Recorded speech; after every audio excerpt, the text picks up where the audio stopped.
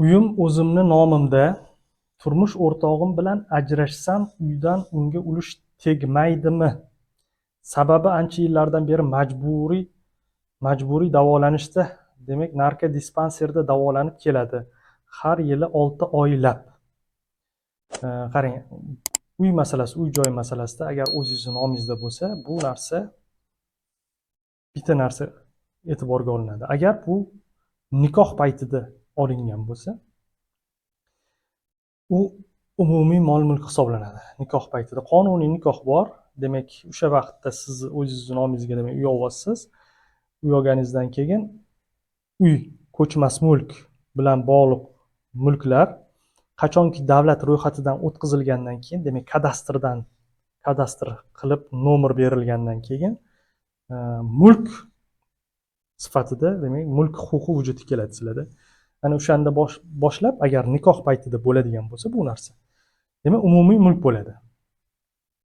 Umumiy mulk degani nikoh paytida orttirilgan mulk o'rtadan bo'linadi. Ya'ni 2dan 1 qism erniki, 2dan 1 qism ayolniki bo'ladi.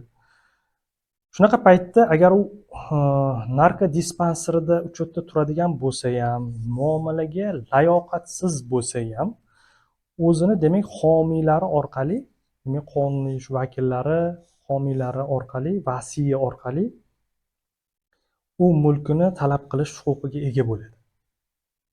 Qachonki u talab qilsa, sudga chiqsa, sud orqali bu mulkni bo'lishni so'raydigan bo'lsa, demak unda bu huquq bor va bo'la oladi.